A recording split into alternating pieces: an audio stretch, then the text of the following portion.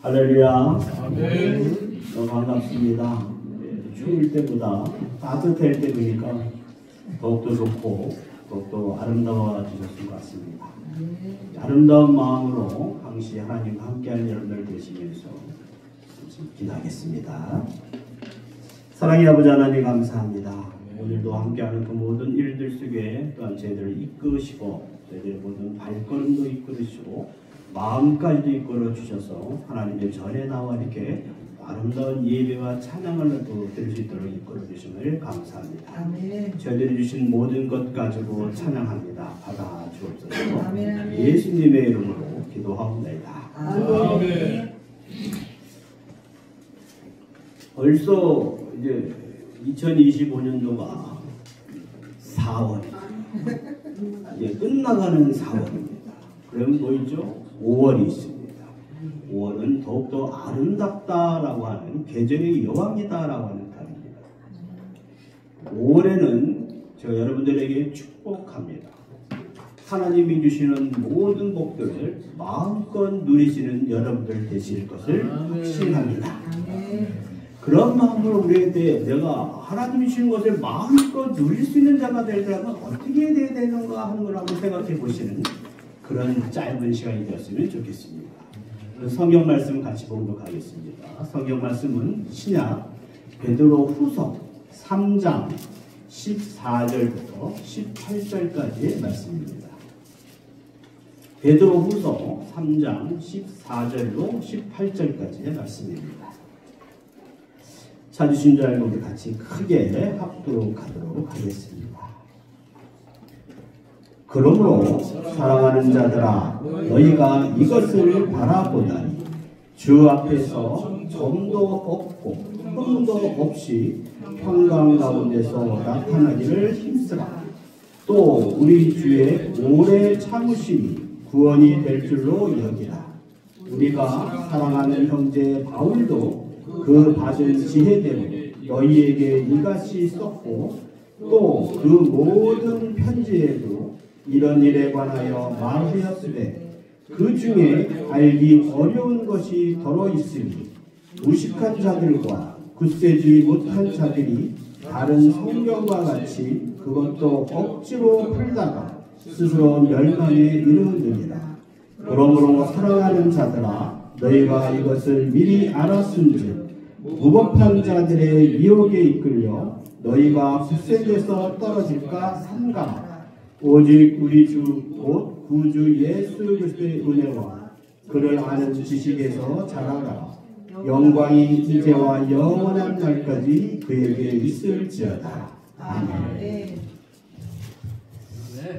오늘 말씀을 서로 나누기 전에 나의 마음에서 하나님과 나의 관계, 말씀과 나의 관계 속에서 내가 먼저 굳건히 가져야 될 것이 하나 있습니다.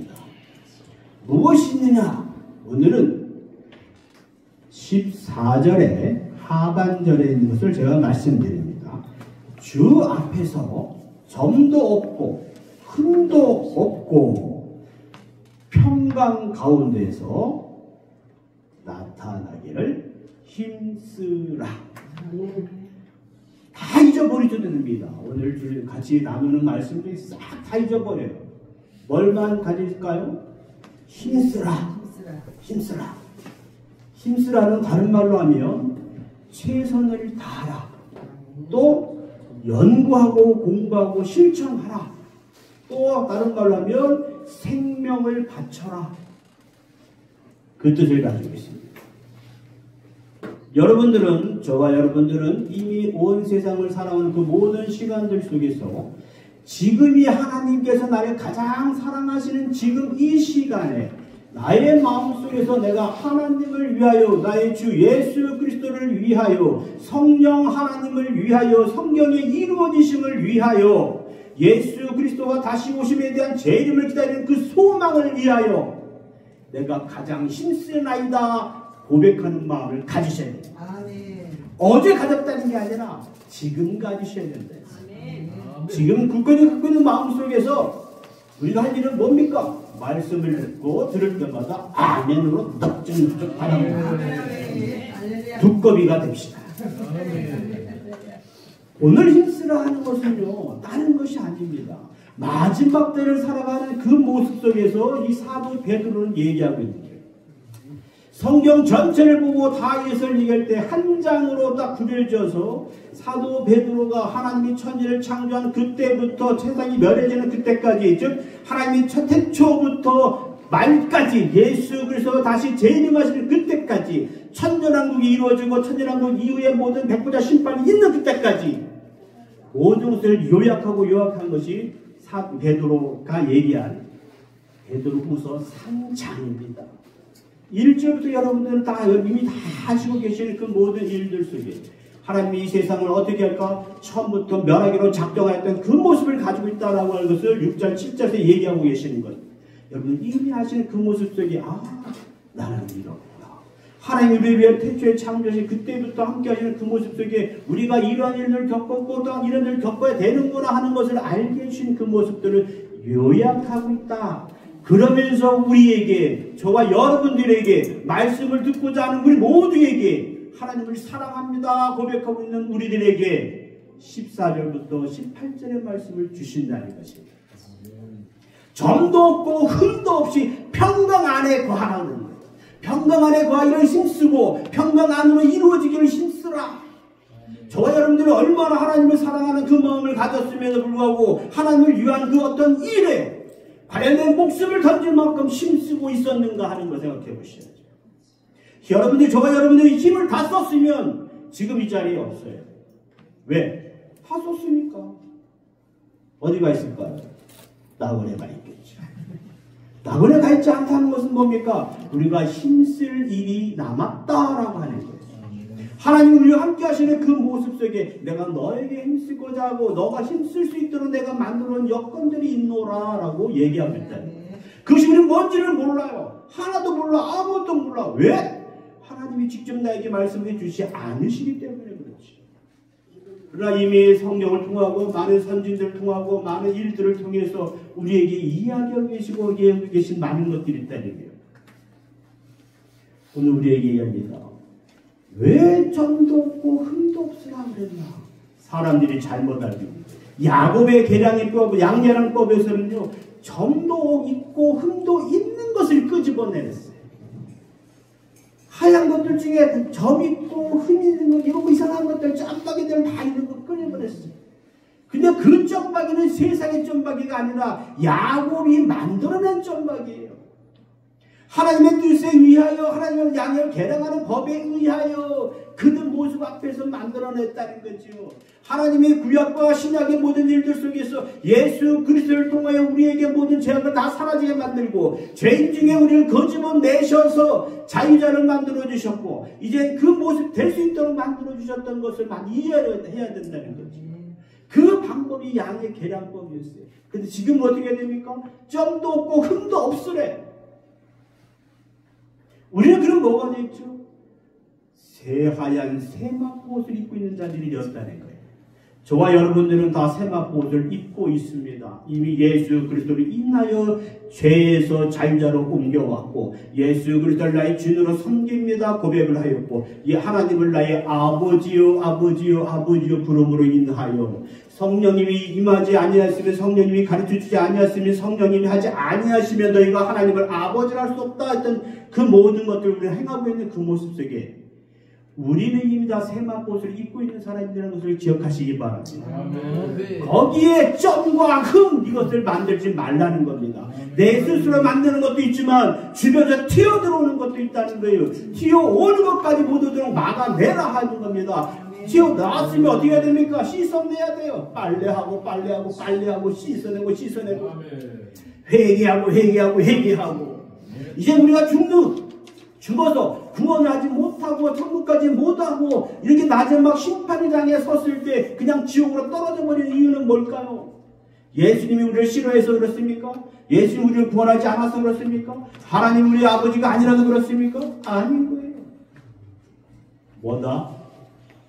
내가 범한 죄, 내 스스로 범한 죄 때문에 이제 우리가 천국 가냐 못 가냐 이 나왔다니까.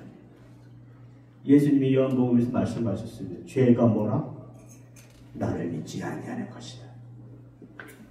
나를 믿지 아니하는 것이 죄다라고 하는 그 모습을 저와 여러분들은 기억하시기 바랍니다.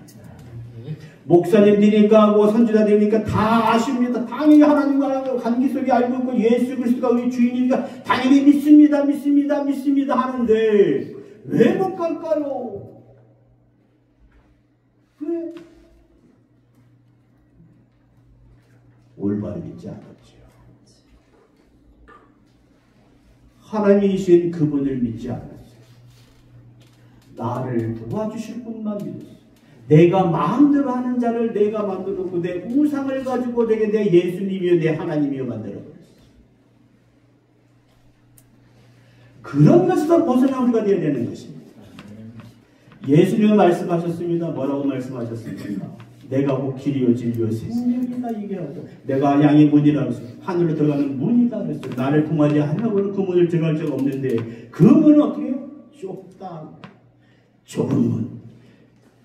여러분들에게 권고합니다. 저와 여러분들은 이 앞으로의 모든 일들 속에 지금도 그 좁은 문을 통과하기 위해 노력하고 왔는데 이제 그 좁은 문이 확실하구나라는 것을 인정하는 모습 속에서 내가 어떻게 하면 그 좁은 문을 통과할 수 있을까? 이것을 향하여 노력하는 여러분들 되시길 부탁드리겠습니다. 누가복음 13장 24절에 이렇게 얘기하고 있습니다. 좁은 문으로 들어가기를 힘쓰라.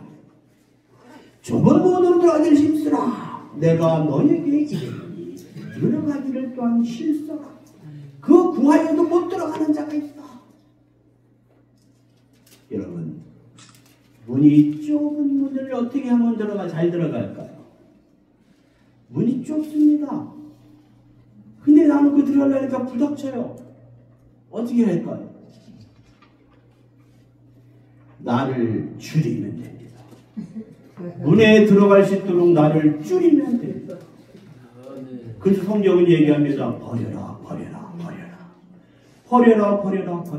부자들은 못 가는데 왜 못 갈까요? 가진 것이 많아서 욕심이 많아서 못 갑니다. 롯의 아내를 보라. 그거 어떻게 했다? 세상에 갖고 있던 그 모든 것들, 나이가 만들었던 가전제품부터 해서 내가 쓰던 것들, 세상에 욕심을 돌이켜보고 돌아봤더니 뭐가 되었어요? 소금기둥이 되었다. 우리가 자꾸 돌아보고 내가 앞길을 가야 되는데 거기서 벗어나게 만들려고 하는 이 모든 것들이 내가 좁은 문을 들어가기 위해서 가지고 나는 아무것도 없는 것 같은데 딱 걸어봤더니 나의 몸 전체에 많은 것이 붙어 있어서 그걸 못 들어가게 막는다는 거예요. 예수님은 또 길이래요. 예수님은 또 어떤 길입니까? 넓고 큰 길일까요? 좁은 길입니다. 그래서 그 좁은 길, 고난의 길이라고 하는 거예요. 예수님이 가신 길이 좁아요. 아주 좁아. 거기에 우리가 들어가려고 막 부닥치니까 막 좁은 겁니다. 내가 밀어내고 너는 야, 너 저리 가. 아니, 내가 더 갈래? 또 좌우를 보니 다 그냥 낭떠러지 같고 막 이렇게 돼 있어요. 거기서 우리가 낭떠러지를 보고 불 있는 걸 보고 두려워하지 아니하려면 그 길에서 벗어나지 아니하려면 어떻게 돼야 됩니까? 우리가? 그 길보다 너무 작은 자가 되면 돼요. 그 길 위에 올라가 있는 내가 올라가서 봤더니 사방팔방이 너무나 길이 멀어요. 도무지 내가 떨어질 확률이 없고 떨어질 일이 없는 그 모습 때문에 내가 그 길 속에 들어가면 돼요. 내가 커진 자가 돼서 가는 것이 아니라 더욱더 내가 작은 자가 되었어. 작은 많은 씨알들이 되어서 그 큰 길, 예수님이 가신 길, 예수님 자체의 그 몸뚱이에 그 예수님이 올라가 있는 그 길로 간다면 아무 문제 없지요. 그럼 우리 어떻게 하면 그로 다닐 수 있습니까? 어떻게 하면 우리가 그 작은 자가 될 수 있습니까? 어떻게 하면? 빌립보가 얘기하죠. 빌립보서에서 사도 바울이 얘기합니다. 어떻게 했습니까? 나보다 남들을 높게 여겨라. 우리가 그 안에 들어가서 그 예수님을 밟고 가는 그 길 속에 있던 내가 작은 자가 되어보니 돈에 내가 다른 데로 흘러갈 수 있는 그것이 확률이 없는 자가 되어지니 마음이 든든해지. 그리고 푸근해집니다. 힘이 넘칩니다. 그러더니 어떻게 해요? 바깥을 봤더니 저 멀리서 막 고생하고 있는 자들이 있어요. 세상에서 자기가 큰 자인 것처럼 많은 자인 것처럼 누린 자인 것처럼 내가 다 갖고 있는 자처럼 막 보이는 자들이 있는데 그들이 어떻게 보일까요? 세상 사람들이. 불쌍해 보이는 거예요. 그들이 안타까워요. 왜 저들은 이 길에 있지 않냐고 저기서 있으면서 그 괴로움 속에서 허망되게 있으면서 왜 오지를 못할까? 그래서 우리에게 어떻게 알고 있습니까? 오늘 17절, 18절 한번 보고 말씀을 마칩니다. 17절에 한번 보겠습니다. 17절 시작. 너희가 미리 이것을 알았은지라 무법한 자들이 미혹에 이끌려 너희가 굳센 데서 떨어질까 삼가라. 오직 우리 주 예수 그리스도의 은혜와 그를 아는 지식에서 자라가라.